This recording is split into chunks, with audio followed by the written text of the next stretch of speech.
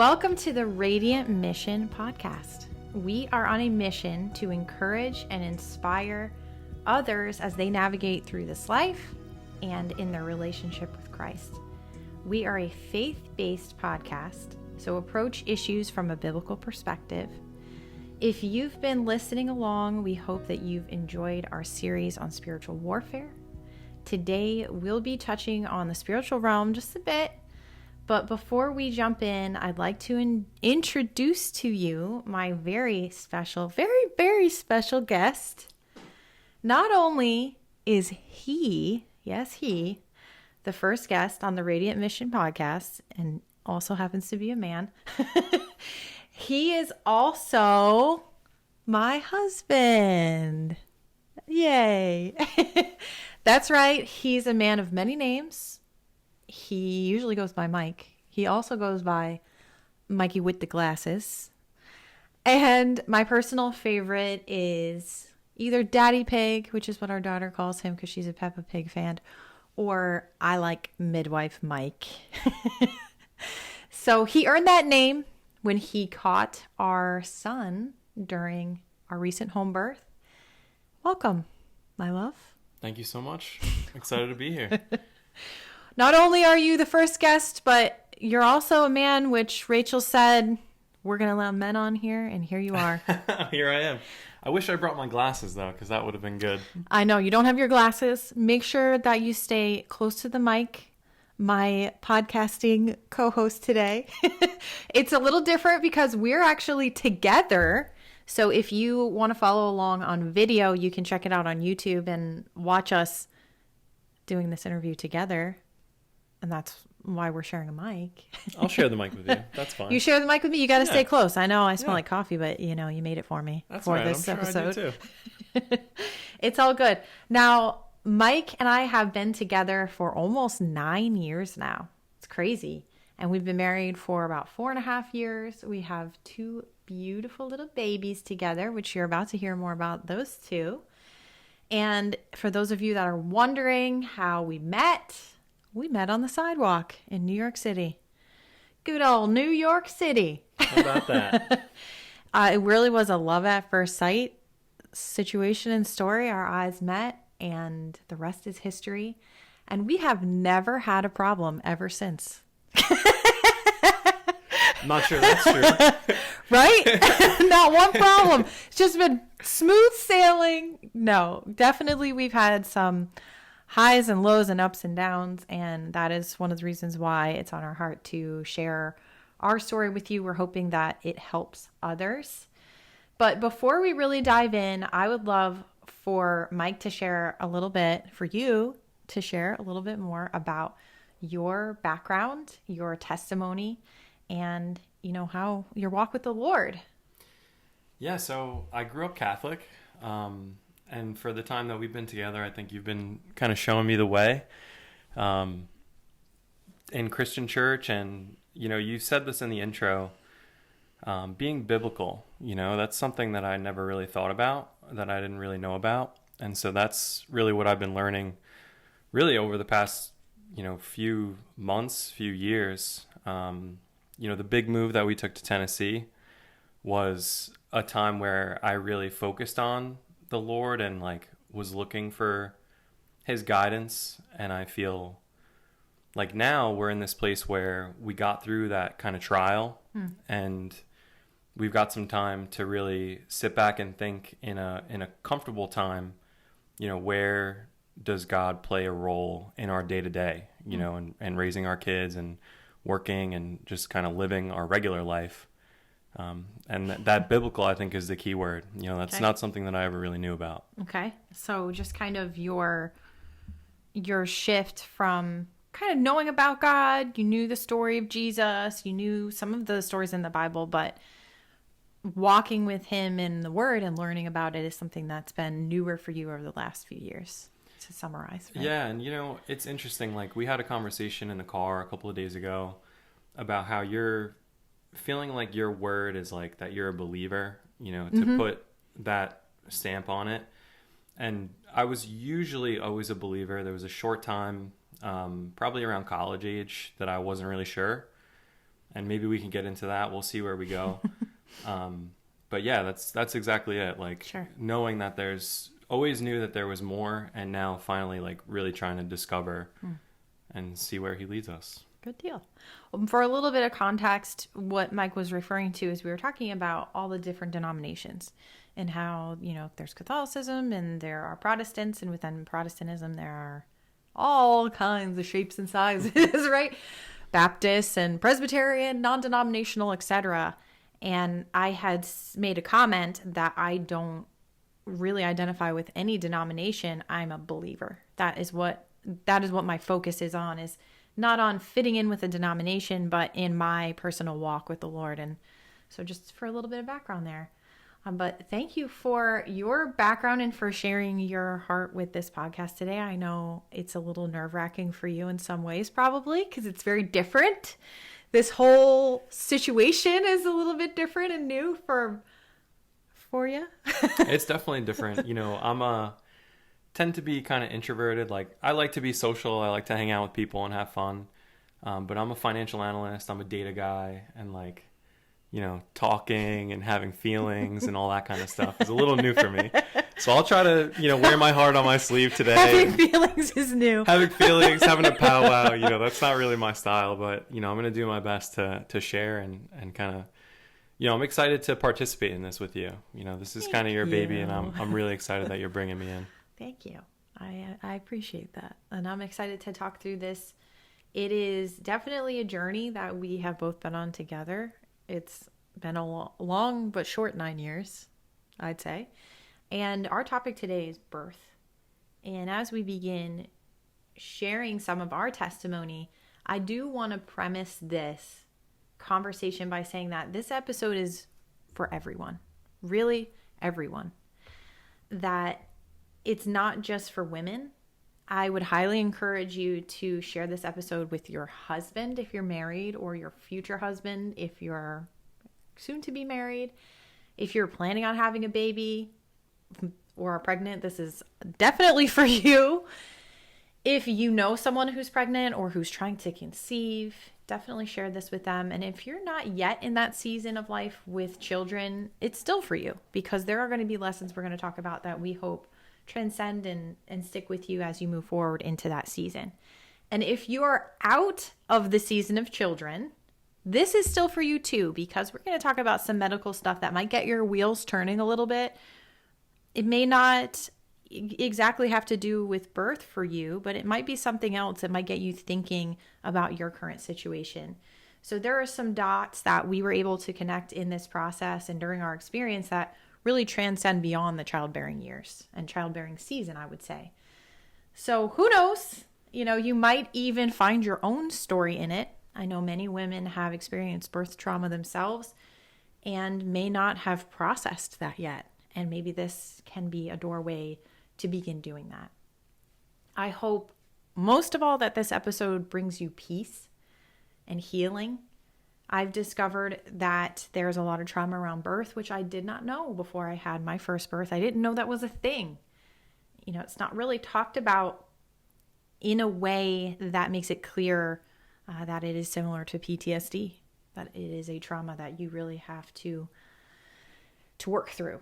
So it's not often talked about or processed the right way. And a lot of times women, they tuck their stories away, they hide it under a basket and they don't uncover it. And it's really in the forgiveness and in the resolution that we are finally able to find peace. So if that sounds like you, I hope that this helps you to start seeking some peace as well.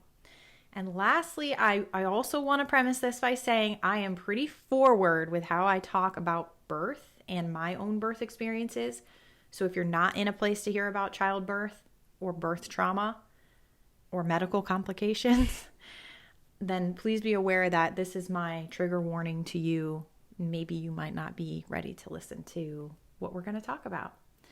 Let's get started. We're going to jump into it. Yeah, let me give a quick premise for any man that might be listening to this. I really want to say that you may think, and I probably did think this in the beginning, that, birth and childbirth and pregnancy is all about the woman.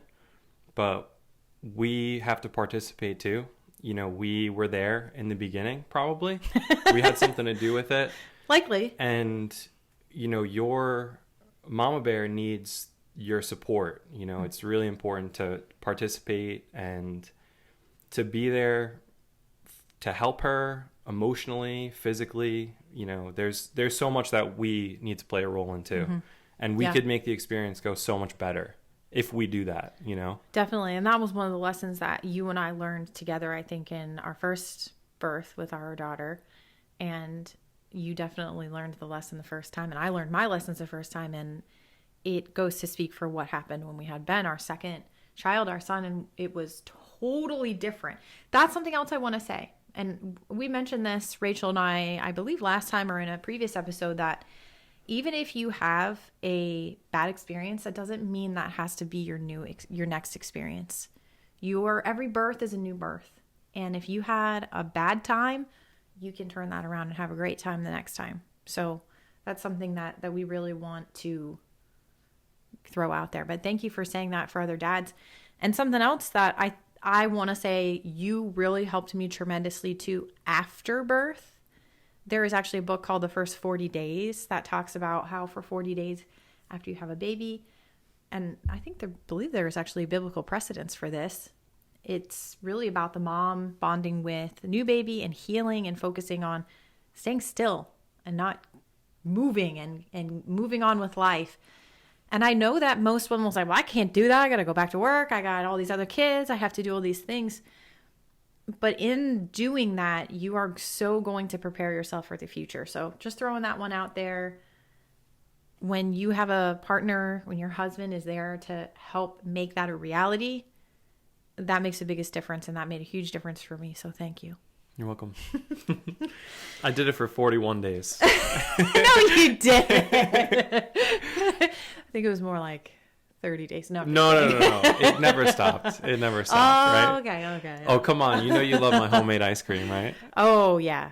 Yeah, unfortunately, I can't eat that homemade ice cream right now. Mike and I are doing 75 hard right now. We're almost done. Almost done. Almost there. I think I have 8 days left. You're close. So I'm getting very close.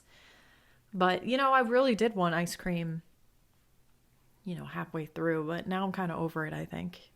I don't know. I'll probably You'll be singing a different tune when you're done. In 8 days, we'll see what happens. Yeah. Mike really does make great homemade ice cream, though. And pancakes. Anyway, enough about Mike's cooking.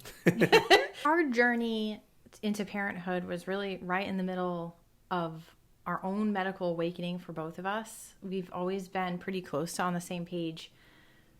When it comes to medical stuff, maybe you even a little bit further than me for some things in terms of being leery of medical procedures and whatnot and going to the doctor and all that good stuff. I had just come off of the second IUD that caused some major issues for me. I believe we may have talked a little bit about this in a previous episode, but I basically had a copper IUD and developed a copper toxicity to it that caused severe anxiety. It really felt like I was having heart palpitations. Rachel introduced me to the book called Taking Charge of Your Fertility, and I'll link that in the show notes as well. And I learned so much about our bodies as women and how we are kind of sold a lot of these devices, these birth control type of situations without really understanding how it could potentially impact us in other ways. So that was kind of one of the things that I was going through at the time. And Mike actually went to the OB with me when I had that IUD removed because it was a male OB and I felt kind of weird about that. And I wanted to make sure I had my support system with me. And I remember the doctor asking us what we were going to do for birth control. And I told him that I'd read Taking Charge of Your Fertility and we were going to practice fertility awareness method, which is also called FAM, by the way. And the doctor goes, you know what I call that method? And he paused and he was like, parents. And he was 100% right. No, don't say that. It's a great method for women that want to get off of hormonal birth control or any form of medical birth control. It's basically teaching you how your cycle works and how to chart your own cycle, because there is this assumption that all of us are exactly the same, and that is a very false, very, very false narrative. We are all different, and when you start charting yourself, you will learn how you function. So we actually did practice using FAM to not have a baby, and then we used it to have a baby. So we actually found out a couple of days before our 1-year wedding anniversary, that we were expecting our first daughter, Brooke, and it was a very exciting time. I liked being pregnant, but I also had a hard time too. I had a lot of morning sickness, which I have since learned is a mineral deficiency. It's caused by us not having the proper nutrients, and so we get sick from it. I had the same thing happen in my second pregnancy, and that's kind of how I learned this, right? We found a great doctor that was more of a natural type of doctor, and he prescribed B vitamins. I was also taking beef liver capsules. Guys, this is the best stuff. So I'll link to whatever I took that you can get easily. The other stuff is a brand that is sold at our supplements that are sold at our doctor, so I don't think I can do that. But anyhow, it helped out a lot. So I did have some morning sickness, but otherwise things were great. Loved I say loved, but it was better than past. We had good doctors in the beginning when we were in Connecticut. The 2 guys at that one practice were really funny. Long Island guys. Hey, there's a lot of language in the office. How you doing? We're in New York. That was great. They were hysterical. There was this one lady that was so nice, one of the female doctors. So it was pretty good start when we were pregnant. Then we moved to Tennessee and things kind of changed. I was fairly late in my pregnancy. I should have done the math. I was on the Healing Birth podcast recently, so definitely check that out if you want to hear kind of the birth version of this story and not the God version of this story, although I do talk about spiritual warfare.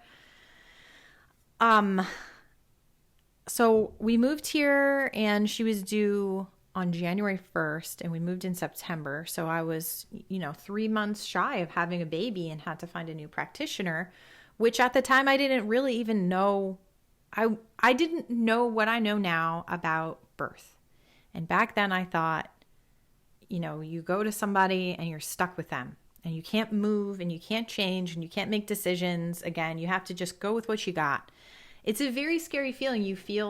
I felt anyway, like I was at the mercy of doctors and that I needed to stick with them and be dependent on them. And so I went to somebody, and, even though I didn't get the holly jollies from her, I kept going. The nurse was pretty nice. She was chatty.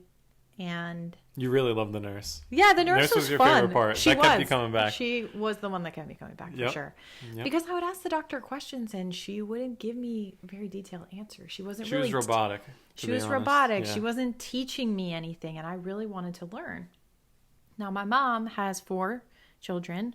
She had all of them naturally. She had 2 hospital births that were very rough on her for a variety of reasons, and it was because they were medicalized, and they pushed Pitocin and inductions and all these things. And so when she went to have my sister and I, she had me in a birthing center and then Rachel. So I kind of had this in the back of my mind going into Brooke, that it was a pretty painful experience. It can be.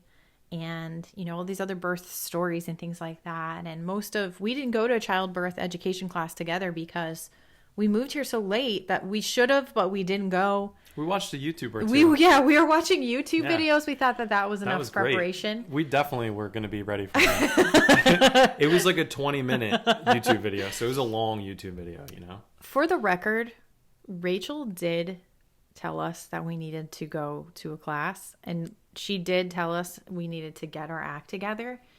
So sorry, Rachel. Rachel's told us a lot of things that have been true. They really, a lot of things turn out to be true from Rachel. It is true. Rachel knows what's up. She does. So she's good. Listen to Rachel. Because she was She's right. very wise. She's a very wise woman. So yeah, that is how things went. And then when I was 28 weeks, I got a shot that they call Rogam. And that really changed things. I did not know at the time it was from this injection. I didn't know until I had the second dose after my daughter was born. Our daughter was born. Ours. Also mine. Also yours. Mine. You were there. After the second dose, I had an anaphylactic reaction, and that's what made me think back to this. I had developed severe itching in my pregnancy. I thought I was going to rip my skin off. And you did for a little while. I really did. It was really crazy to watch you go through that. You were trying everything topical, and you literally were like scratching your chest off. It was I remember you in the horrible. shower, just so uncomfortable, and you got all kinds of crazy like smelly soaps. Smelly It was soap. like the tar soap, right? Well, to be a little bit more specific here, what it felt like was I had little bugs. It felt like almost I thought I had scabies for a minute, but I didn't. I suspected maybe it was pups, but my doctor tested my bile and said it's not. That's not what it is. And in her very helpful advice, she said take an oatmeal bath. I'm like, come on, you don't think I thought that would have worked well. You don't think I already tried that? And clearly it was coming from the inside of my body. It wasn't something on my skin. It wasn't scabies. So I started doing my own research, man. And this is what I'm talking about with this topic is not just about birth. This is about anything that you're going through medically. There are multiple facets to this. Obviously, we need to first seek the Lord, seek his guidance, seek that and ask him to guide us to the right resources, the right people, the right methods for healing.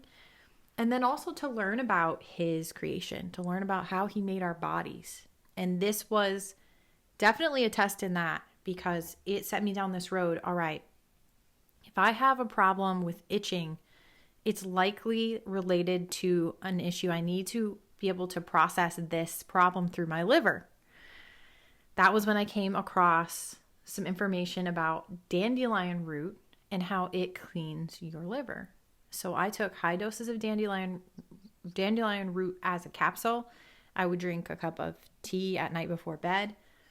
And then I also was drinking a lot of fruits and vegetables that were obviously blended up because, that's how you drink fruits and vegetables. It's the only way you can it's drink the only it, way you can or drink else them. you'd be eating them. I was trying to detox. I was trying to clean my system. I avoided processed foods. I was trying to, just get things squeaky, clean the inside out, right? And then he wasn't kidding. Topically, I was using something called Grandpa's Pine Tar Soap, and it does smell like it sounds. It was very stinky. And I had read, somebody said that if you have itching from pups, to take a super hot shower. So I would take this hot shower. I would put this pine tar soap. I'd let it sit on my skin before I'd wash it off. I was taking 3-4 showers a day doing this. That's how bad it was, you guys. It's not a joke. And then I was making my own concoction. I had coconut oil with some tea tree oil in it, peppermint and lavender to soothe, which made me feel so much better. But then poor Rosie, our dog, she would lick me when I had this stuff on. And I didn't know until she was sick. Peppermint is extremely toxic to dogs. She was really sick too. That was a problem. She was not doing good. That So was a then big we had to problem. take her to the vet for that. And then I couldn't. Anyway, do not let your dogs have peppermint. No peppermint. So if you do use something like this, make sure you don't have dogs that lick or let them lick or don't use it. So this was a big learning experience. Going through this, and at the time I didn't know it was from this injection. Now fast forward to, we get towards the end. Our daughter was due. I'm using the word due, but we don't use due anymore. That was her guest date. It was her guest date. We have some different language, but January 1st, New Year's Day. And as the time approached, I got really, really ready for her to be born. Your parents were in town. And By ready, she means she was going absolutely nuts until the baby would come out. I was. She could not wait any longer. She did every old wives' tale Being a to try to get first-time that mom baby is out. hard. Your first time, if you haven't had a baby yet and you're going through this now, I'm sure you know what I'm talking about. The first time was very nerve-wracking for me. I was just ready to meet her by the end. I just was ready. I was like, come on, girl, let's go. And I was doing weird old wives' tales too. I ate eggplant parmesan and I don't know. You got all kinds of crazy massages. Oh yeah, You I were got a eating pedicure. I got a massage. Whole. You were eating so many pineapples.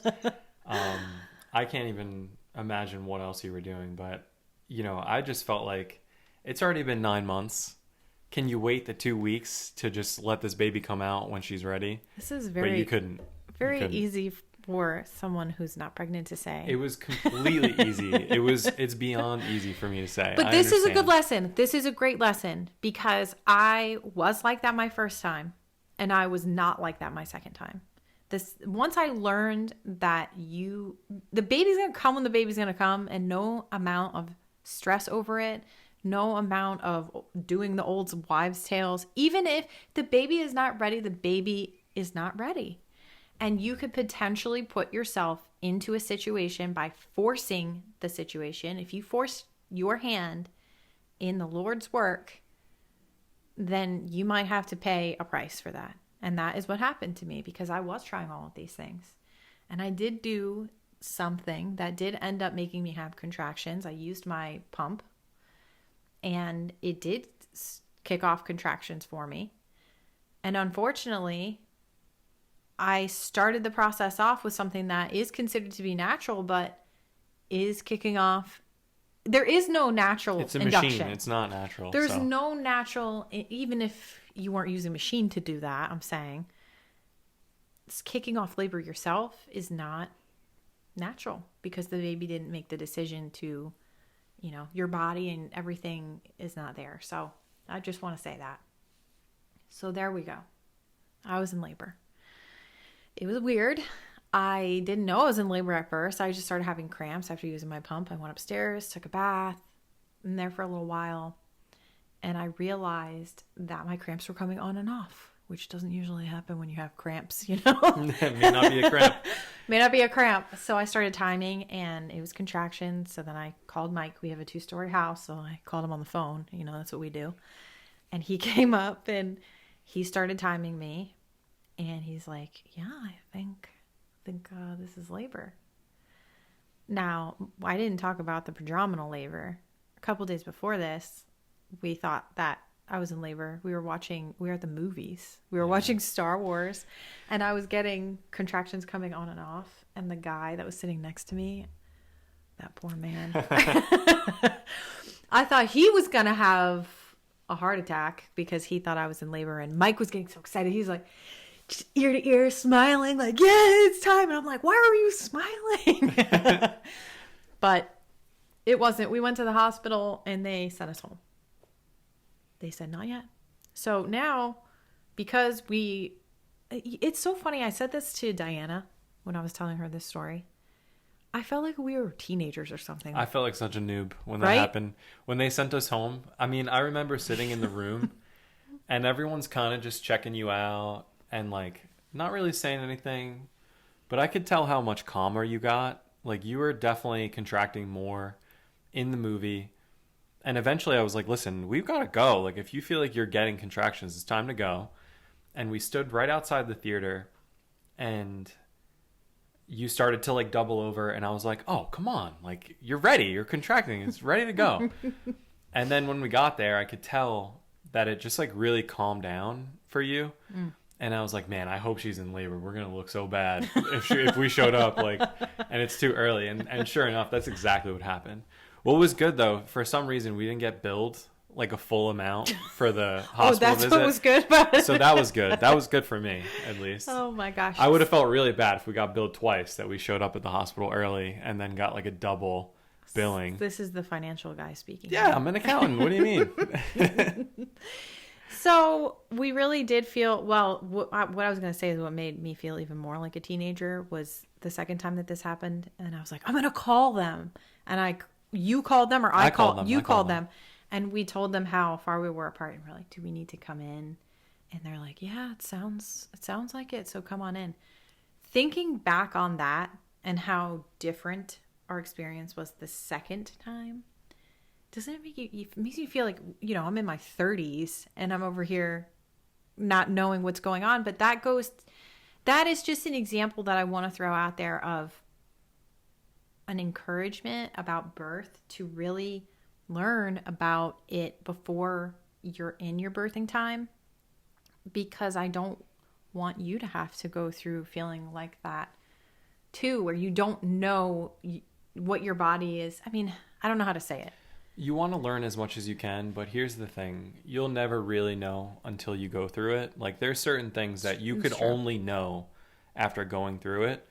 That experience for me, calling the hospital, what that really says to me was not just like feeling like a teenager or young or naive. That is a testament to me of how dependent we were on the system.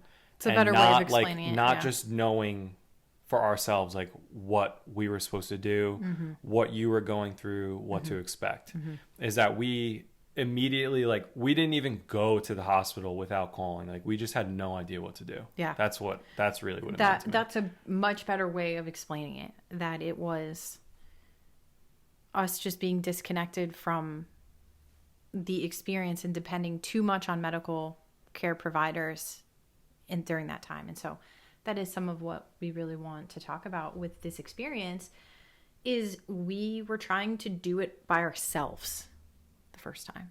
We were just us and doctors, and that's how we were going to do it. You know, we weren't deep diving into the body, what this body was, my body, meaning the female body that God created, and how it works, and tapping into the Lord for guidance and to him for peace. You know, as soon as I was in labor, I just started freaking out, and I was panicking, and oh my gosh, this is so painful.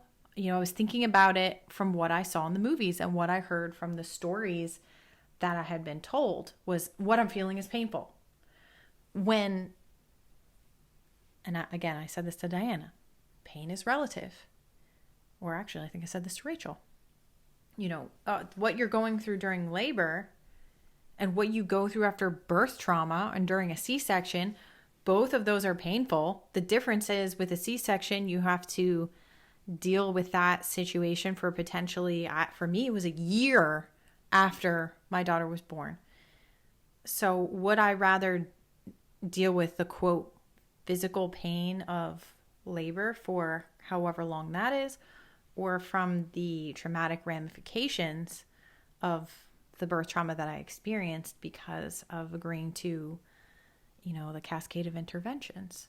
So it's a very interesting dynamic, and, you know, I want to jump into that a little bit more, but I also just want to talk too about preparing spiritually and mentally for birth, because this was something that I did not do. I thought I was gonna wing it. And I can't even tell you how many women I see out there that say the same thing. "Oh, I'm just going to wing it. It'll be fine. I'm just going to wing it." Now, I did have a birth plan, so it's not like I didn't prepare ahead of time. It's not like I didn't say, I do want to do these things, I don't want to do these things. But I did not prepare spiritually. I did not ask the Lord to guide me or get me through anything. And I didn't prepare mentally either. And because of that, when I was in my birthing time, we called, they said, "Come on in." We were going to the car. I stepped on the first step and my water partially broke, so I knew I was in labor. We get to the hospital. They hook you up to all the machines and everything, and they checked me for dilation, which didn't know then what I know now. So I got checked back then, and they said, "You're about a 1.5." And which means you're nowhere. Basically lost my mind because I had been a 2 previously. Yeah. And so for them to tell me I was a 1.5, I just started freaking out. I'm like, I can't do this. This is already too hard. I can't do it. Again, knowing what I know now, if I had stayed home, I have no doubt that she would have come pretty quickly after that. She was coming. That experience, so like thinking about that moment when you did start to freak out, that brings me to my next time of being at the hospital, and you started acting like that. I really kind of took a step back. I was like, good thing we're at the hospital. Like, let them handle it. They deal with this all the time. And that was a moment of, that's the difference between the first and the second, was that we were doing it together, that I knew I needed to be there for you. There was no one else. And like, that's, if I'm going to speak to men about this birthing time, like this miraculous time that happens, it's that you are the closest one to Mama Bear. Like, you, it's you. You know, like the medical help, if you choose to be at the hospital, you know, there's lots of things and there's lots of people that have a role, but as a support system, there is no one who could do more than you. It's true. There is no one who could do more than you. It's true. So I've seen a lot of things on social media about kind of labor nurses and stuff, and they have all these different stories about the husbands or dads during mom's labor, where they'll be like, oh, he was playing video games, or he was eating, or he was taking a nap, or they basically have this whole thing about all the things that men do when their wives are in labor. And so I really hope that if there are men listening or women that are listening that want to share this with their husbands, hear you when you're saying you can't be on your phone. You can't be playing video games. First of all, if you bring your Xbox to the delivery room, there are problems that going on. You know, you've got to really be present and help her get through it. Because I'll tell you, if you really want your wife to have a quick, miraculous birthing time, you being present with her is going to help accomplish that. You know, I had 3 hours of labor with Brooke before 3 hours of pushing, and ended up in a C-section for 5 hours. I mean, we're talking a long time here. And now let's compare that to second time around when I had Ben at home. It was 3 hours and 17 minutes from my first birthing wave until he came out. And that is a testament to, first of all, the Lord and him guiding us through that experience. But you were completely present with me. You were there during that time. We were working together as a team. So work together wherever it is that you decide to give birth. You know, make sure that you're a team together. Yeah, it was us doing that. Definitely. It was us. And, you know, I think there's 2 more things. The first is that, first of all, you don't want to annoy Mama Bear during her birth. So if you're like fooling around on your phone and like distracted, you're just going to annoy her, and you want her to be happy, comfortable, relaxed. The other thing is scientific, is chemical. You need certain chemicals. You know, the mother needs certain chemicals and hormones to get through this time. The most important one being oxytocin. Yes. And so any screen, even a TV, any screen will reduce the oxytocin. And things that will increase it are the intimacy, hugging, kissing. You know, so those are the things that you want to do. You want to be present with each other. You know, you were hugging on Brooke, and like the second time, like, so we knew that was something that we knew only after the fact. Exactly. And we're still kind of sharing the first story, but I like that we're also talking about what we learned as we're going through this. So I definitely recommend Ina May Gaskin's Guide to Childbirth. I will link it in the show notes. It taught us so much about that mental side of things and what he's talking about with the chemicals that happen during birth, the natural oxytocin. When they give you a shot of Pitocin in the hospital, they're giving you synthetic oxytocin. It is doing what your body does naturally. And unfortunately, because it's a chemical, it is too strong for most people's bodies to tolerate, which is why you end up having such severe contractions that you cannot even handle it. So I urge you, if you're preparing for this, you know someone preparing for this, please consider what we're talking about with Pitocin and, you know, pushing Pitocin out of your mind, and instead thinking about what can I do to produce oxytocin. You want to create an environment during birth that's going to allow oxytocin to flow. So as he mentioned, the second time, we didn't go to the hospital, we stayed home. And as soon as those waves started happening, I grabbed our daughter and I was hugging on her and kissing her, and she was hugging me. It was such a sweet moment, such a sweet time. And I also was just really living in that moment because I knew I was about to be a mom of 2. This was my first baby, and now I was going to have a second baby. And so this was my last moments to have with just her by herself. And so getting that embrace, and, Ina May in her book, she even recommends that moms and dads kiss or make out even during. Ooh. Ooh. I'm sure the dads will like to hear that. During your birthing waves, because again, it gets that oxytocin flowing and moving and keeping things along. Another chemical that's important to produce is actually melatonin. And that's why a lot of women go into birth at night. I was shocked my second time I went into labor in the middle of the day. I thought it would be at night. And so that's why they say, keep the lights low, keep the room quiet, peaceful.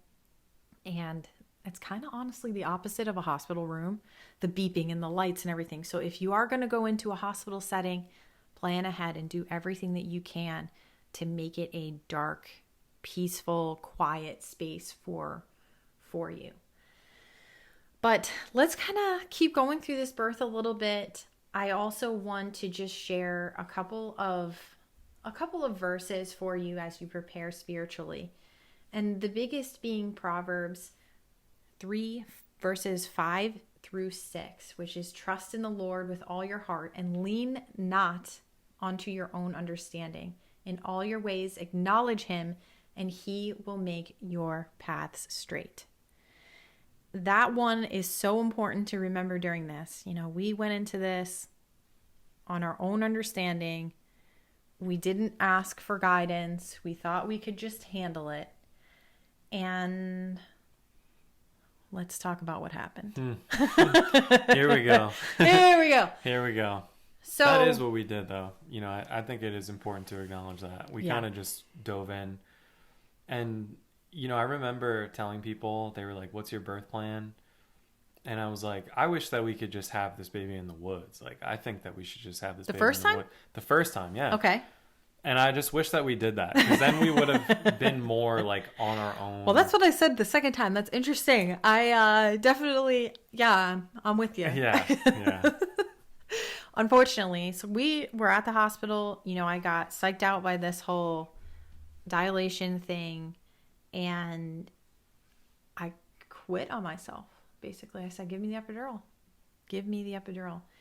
And so they gave me the epidural, and interestingly, they kind of rushed the epidural. And I said you to the front of the line. I said it was because I was so unpleasant. That's a nice way to say it. I was so unpleasant. They bumped me to the front of the line. They gave me this epidural. And then I felt great because I felt nothing, which is actually awful when I reflect back on it, because I totally disconnected myself from the experience. I was totally, my mind and my body were no longer communicating with each other, because if you're not feeling any pain because you're blocking it, your senses are blocking that, how is your body going to know what to do? And you were calm though. Well, you were very calm. That's true. We watched a movie. We watched Big Daddy. We were laughing. We kind of, that's what they had on the hospital TV. And things progressed, and then they came in and they checked me again. Now, I should probably say this now. This whole dilation thing. This was something else I learned after having our daughter. I keep saying my. Sorry, honey. She's also mine. After going through this, is you can actually reverse dilate. I don't know if you know that, but you can dilate to an 8 or a 10 and reverse to an 8 or a 6 or a 2 or a 5. Dilation is not necessarily a linear thing that sticks. It is all about those chemicals that we were talking about before. And it is also about staying comfortable and it's about the environment and your body just moving forward. There, in Ina May's book, she gives some examples of times through history. I'm talking 1800s, 1700s, 1600s, back when only midwives attended births. Male doctors didn't attend births until 19, and change, 1920s or 30s, I believe it was, that it really started to become male OBs started to, quote, deliver. No one delivers your baby, by the way. Deliver babies. Your baby is born. So there were stories about how, for whatever reason, the female midwife couldn't make it. And so this male doctor shows up and the woman would, quote, fall out of labor. She would stop. There was one case where a male doctor showed up to help this woman, and her labor totally stopped and she didn't go back into labor for a week. And some may say, oh, well, that sounds like it could have just been prodrominal labor. But it also lends the question, I wonder if sometimes women are actually in labor and fall out of labor because they're uncomfortable with the situation, and it really isn't prodrominal labor.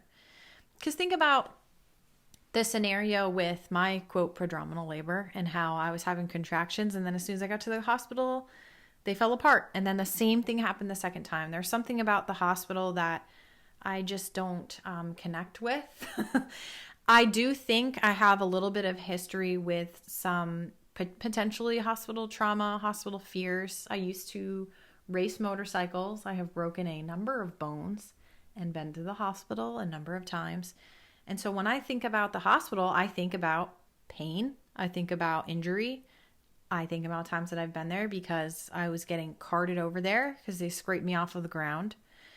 So I do think that there might be some of that at play when it came to going there during my birthing time. So anyway, back to the epidural. And oh, wait. You know what? Yeah, go ahead. All right. So I was just going to say really quickly about the reverse dilation, right? Mm-hmm.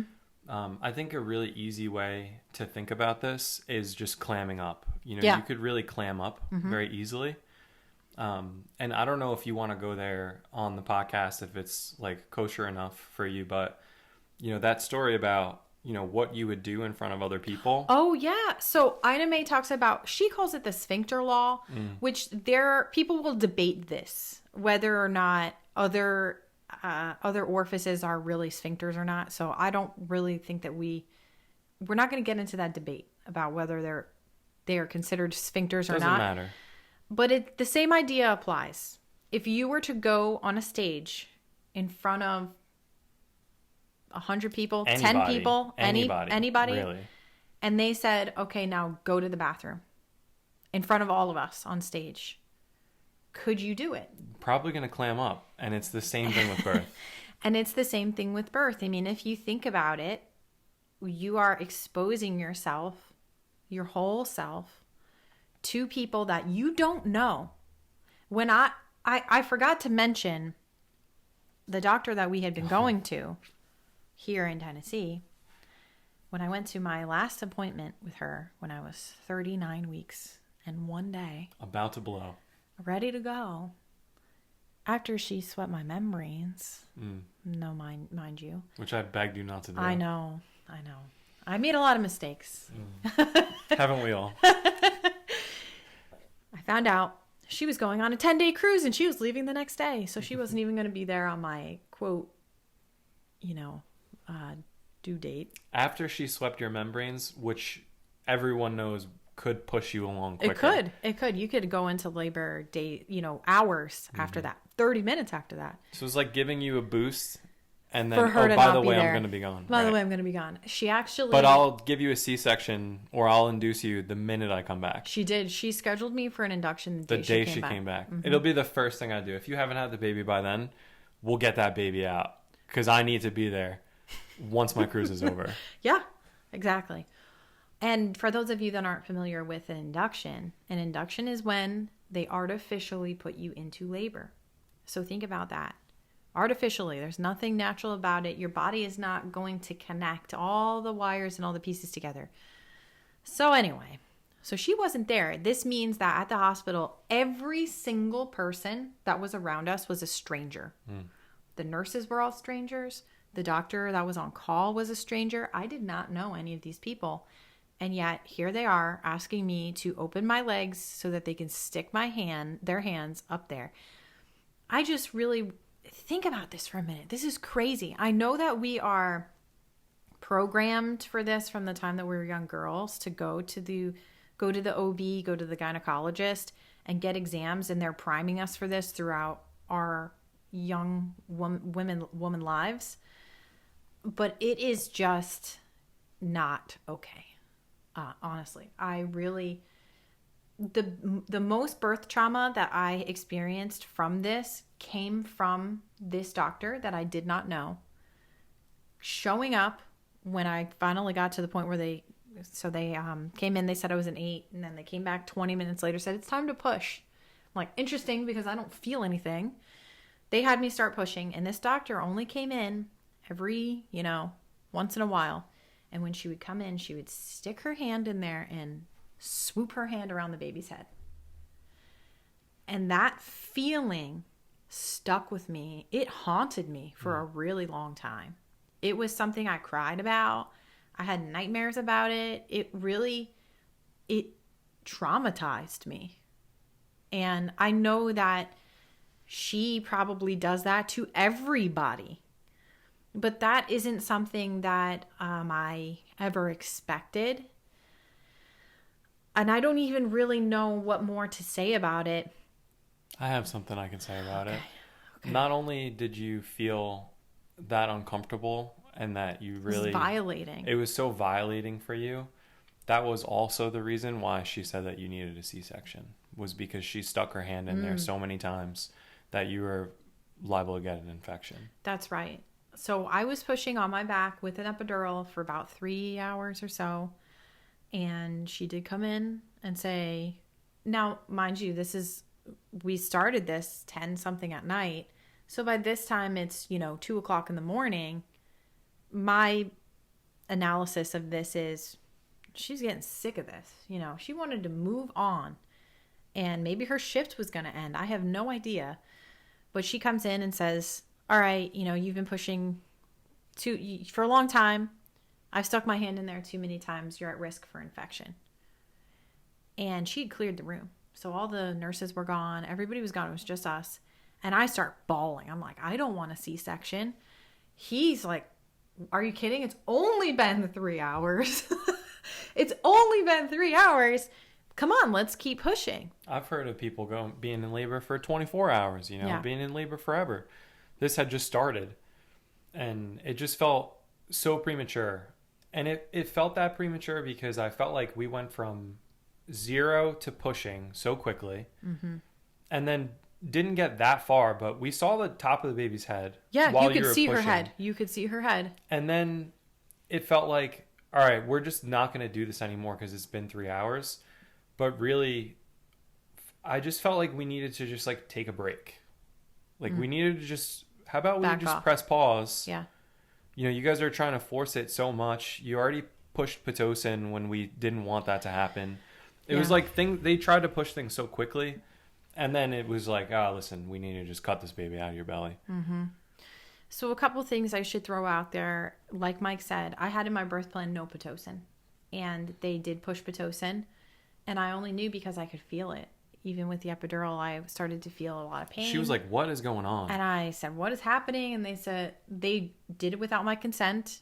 I'm sure whatever I signed, said that they could do that. And they said, oh, well, your contractions were falling apart. We wanted to make them closer together. They also said, after 2.5 hours of pushing, the baby's posterior and asynclitic, which means that her head was a little bit sideways and she was not. They actually didn't say posterior. They said she's sunny side up, but that's what posterior is. So she wasn't in an optimal position, and things were not any better with me being on my back. So they finally found this seasoned nurse who knew spinning babies. She came in, tried 1 or 2 things, and then that's when the doctor came in and said, let's cut the baby out. And I felt defeated, and I felt like I had to listen to the doctor. I felt like she was she was the one I had to listen to. She knew best. I needed to do what she told me to do. And so I did. And I just remember being on that gurney on the way into the operating room pushing. And so I was like, stop pushing. Are you pushing? And I really was just like, come on, baby, come out. I wanted her to come out so I didn't have to go through that experience. So what happened next was wild. And anybody who's had a C-section already has been down this road. They strap you down like you're on a cross. Your arms are out by your sides. They strap your wrists down. They pump you up with all of these drugs. And then they, cut your baby out. And when they went to take Brooke out, she was so far into my pelvis because she was literally about to be born that the doctor had to dig her out. And what happened was because, they cut an incision across to get in there. Because she had to root around in there a bit, I have what's called hysterotomy extensions. And that's where the incision is tears up or down, different for every person. And they sew them back up. But some people will say that there is an additional risk for uterine rupture in the future with future births. So that happened, but then the doctor also cut my bladder. Everything was moved around. And so my bladder was damaged during that experience.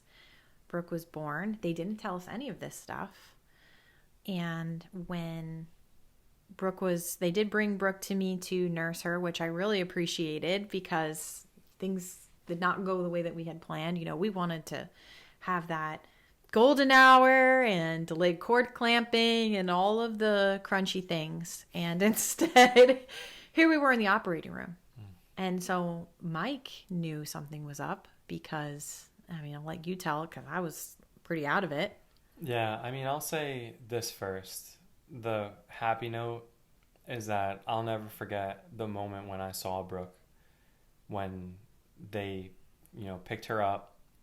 And that first moment when I saw my baby, and I was just like, oh my God, I never, you never dream, you never expect what your baby's going to look like. You see a little ultrasound, you see a little bean in there, and then you see some arms and legs, but you're only seeing, anybody who's seen an ultrasound, you're really looking at a blob.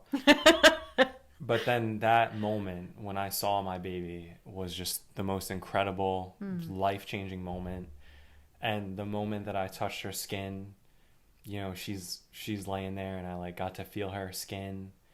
That was just a miracle, just absolutely amazing. So that's the beautiful and the wonderful part. And then I got to hold her and, wait for this surgery to end. And so I'm holding her and I kind of go back to your side and, show you the baby and, we're together and just kind of waiting around, not really knowing what was going to happen next or what was supposed to happen or, let's wrap this up. What are we going to do? Where does this go from here? And it's just kind of taken a while and we're just waiting around a little bit. And it was one of those things where you kind of know that something's up. No one's saying anything to me, but everyone's kind of whispering to each other, and there's a real tension in the room that you could cut with a knife. And eventually I realized that there was a problem and didn't really know what the problem was, but knowing that I was in a surgery room at 2 a.m.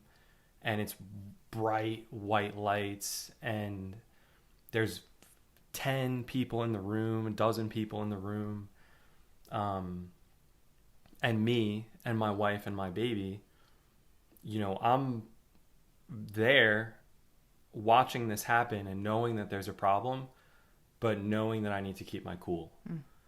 Because if I start to, do anything, if I start getting excited at all, they're probably just going to walk me out. And I knew that would probably happen. So I'm just keeping my cool. And the other thing that I was telling myself, honestly, is that there's nothing I can do to help.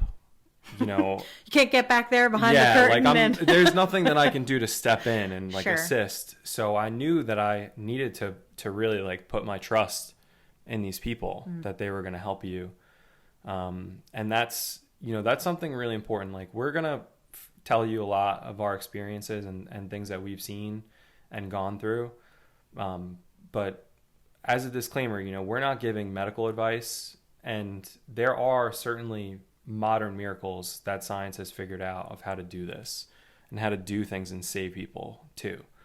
And this was one of those moments where we needed to trust. I needed to trust the system. Well, you needed to trust them to fix a problem that they might have created. But at any rate, I mean, we were down that road. We were already down the hole. They had to, what else was I going to do? You know? Yeah. So that was pretty crazy because I don't know if you guys know this, but when they do a C-section, they take everything out. So your uterus is out. Which was wild. Which is crazy. It's outside of your body. They lay it on your stomach. So because they cut my bladder, the urologist on call wasn't comfortable because of the way that it was cut. It was like a hook. And some OBs will actually sew bladder injuries because they're used to doing this. This is fairly common, I have learned. But they didn't feel confident doing it, so they wanted to call in this special guy that's been doing it for a long time. He was nervous. The guy was nervous. Like, first of all, we needed to wait. You know, it's 2 a.m., right? Maybe there's somebody on call, but they're somewhere else in the hospital or wherever they are. He was at home sleeping. What do you mean? No, that was the next guy. Oh, that you mean was the like on-call the backup guy. Yeah, right. Yeah. That was the backup. And like I just remember when the younger guy came in, he kind of took a look and was like, "Oh, I'm not touching that. Like, there's nothing I can do about that." And like, think of me, like my wife is cut open on a table, and this guy's like, "I can't touch this. I can't deal with that." You know, and this is the guy that they called. Like the doctor who made the incision didn't feel comfortable, called the specialist. The specialist didn't feel comfortable. And now they're calling in finally this like seasoned urologist. And we waited for hours, literally 3 hours. for hours. And it didn't, I was in a time zone warp. Like I didn't know what was going on. I'm in this room again, this white room, holding my newborn baby. My wife is like on drugs on a table. Her guts are out, laying on her stomach. I don't know. She said that they take the uterus out. I don't know if they normally do that. But she had her uterus and multiple organs, like her intestines and stuff. And I'm like looking over the sheet. She can't see it because they put a sheet to block you. They block the mom. And I'm looking at her body cut open. And like they were like, whoa. Like when I went to stand up, because normally you're sitting and I'm just sitting next to you. Yeah, you were sitting next to me. And eventually we were waiting so long. And this is when I started catching on something was up. I like started to stand up to like look at what was going on. And they were like, everyone was like, whoa. Like, are you sure that you want to look at this? Because we've had people pass out in the operating room. You're holding your baby.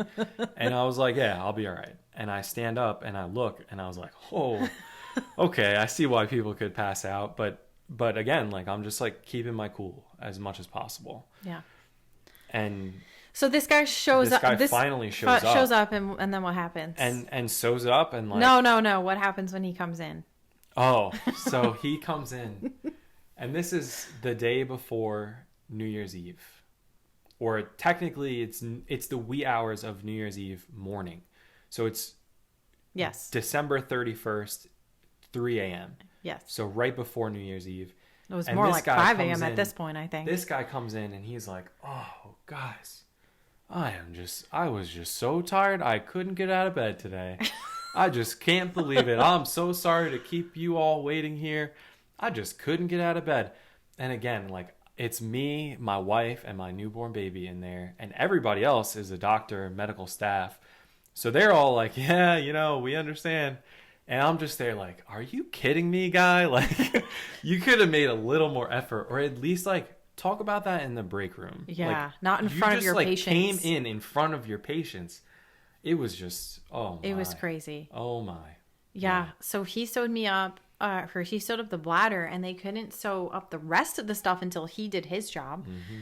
So at some point you left, they sewed up the bladder, they sewed up the uterus, they put everything back in first before they sewed it up. And then I also had a cervical tear that she had to sew after all of this stuff. And I was paranoid because I was still on all these drugs that I thought she was putting an IUD in there. And so I was freaking out about that. This was my own fear. And yeah, I lost so much blood. I had to have 3 blood transfusions after this because I had hemorrhaged and obviously was, things did not go well. I had a catheter that I had to leave in for a couple of weeks until my bladder was healed.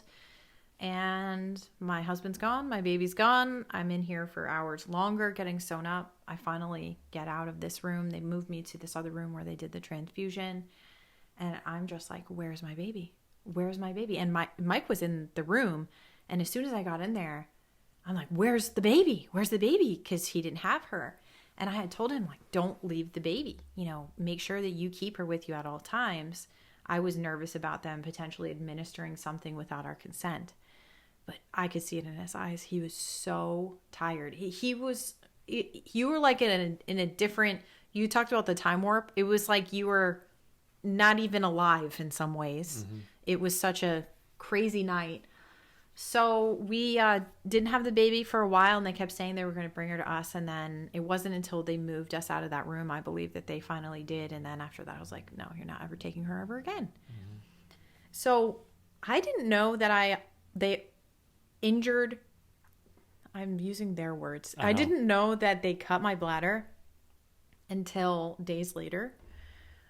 I thought that it was my fault. I thought it happened during pushing because I was pushing so hard or something. She told everyone that she blew her bladder out. Yeah, because what I was told was that I had experienced a bladder injury during childbirth. That's what they said. She was on the phone with her mom. Yeah, I was pushing so hard, I blew my bladder out. And until we finally found out. One of the nurses heard me saying that, and she's like, You didn't blow your bladder out. Blow your bladder out? You didn't do this. They cut it when they were doing your C-section. And I was like, what? So they really presented. They presented it in a very, what is the word? I would say legalistic way to try to defend themselves and not have liability is the way that they... Yeah. They basically lied to us and made it seem like something that it wasn't true. And I should have known because they were sending a lot of doctors in to check on me. There's a lot of people checking up. It definitely seemed a little bit suspicious. They did send a ton of doctors in. They were like a bunch of people. I saw basically every OB that worked in that hospital. It feels like a lot of urologists. I mean, I was so used to random people walking into that room. Because they were sending so many people. And being real nice. Like, nicer than you normally get treatment. Totally. So then the other event that happened was that second dose of Rogam. I had an anaphylactic reaction to it. I do carry my own EpiPen because I am highly allergic to Red 4, which is also called Carmine, which is made of crushed bugs. If you follow me on Instagram, you probably know this because I've posted about it there before. And this was a whole journey I went on to figure out this allergy. So I carry that EpiPen with me, and when this happened, they were like, you have an EpiPen? Let's use yours because we can get to you faster than finding one in the hospital. Very interesting. So anyway, went through that whole thing and got out, went home. I had this recovery from surgery, this catheter that I had to carry with me and empty out and deal with, a newborn baby. I will say that none of this impacted my ability to bond with my daughter, our daughter, though I was just so grateful to have her. She was just so beautiful and such a gift.